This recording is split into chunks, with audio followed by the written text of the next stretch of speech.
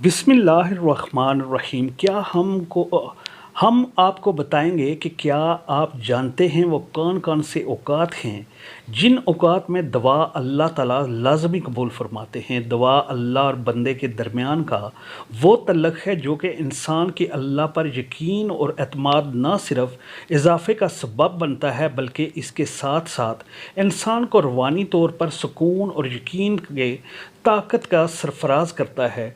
सुकून और यकीन के ताकत के सरफराज करता है। दवा दर हकीकत इंसान का अल्लाह से वो कलाम होता है जो वह दुनिया के दूसरे लोगों के साथ नहीं कर पाता।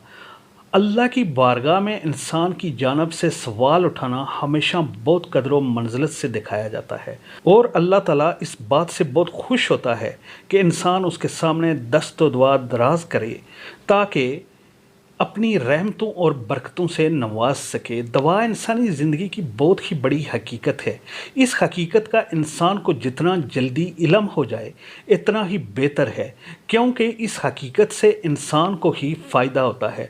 दवा की एक सूरत अल्लाह की इन नेमतों और बरकतों का शुक्र भी होती है जो कि बंदा इस खालिक हकीकी का अता करता है जिससे इसको बिन मांगे नवाजा गया है। दवा मांगने का हुक्म बार बार कुरानी आयात और हदीस से साबित है और इसके साथ साथ अल्लाह ने इंसान की रहनुमाई भी की है कि किन किन औकात में मांगी जाने वाली दुआ अल्लाह की बारगाह में लाजमी कबूलियत के दर्जे से सरफराज होती है। इन औकात से मुतल्लक़ रहनुमाई मुख्तलिफ़ हदीस में मौजूद होती है। तो चलिए आज हम आगाज़ करते हैं और जानते हैं कि वो कौन से मुख्तलिफ़ औकात हैं जिनमें अल्लाह ताला दुआ कबूल फरमाते हैं। वैसे तो हर वक्त में मांगी जाने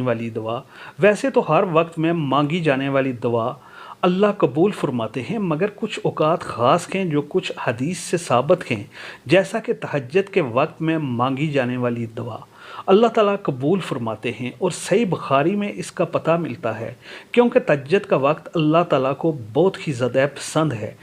इस वक्त इंसान अपनी अजीज़ तरीन चीज़ नींद को कुर्बान करके अल्लाह की बारगाह में हाज़िर होता है, लिहाजा ना सिर्फ इसकी दुआ को सुनता है बल्कि कबूल भी करता है। और सजदे की हालत में मांगी जाने वाली दुआ ये भी सही मुस्लिम की हदीस में मौजूद है कि जब इंसान अल्लाह की बारगाह में अपनी पेशानी झुकाता है तो इसमें अपना आप अल्लाह के हवाले कर दिया। अल्लाह को इंसान की यह आजिज़ी बहुत पसंद है, लिहाजा इस वक्त मांगी जाने वाली दुआ कबूलियत से सरफराज होती है। और तीसरा, अज़ान और अकामत के दौरान के जिस वक्त अज़ान की आवाज़ आपके कानों तक पहुंचती है तो इसका सुनना और जवाब देना लाजम है, क्योंकि उसी दौरान एक पल ऐसा भी होता है जिसमें मांगी जाने वाली दुआ लाजमी कबूल होती है।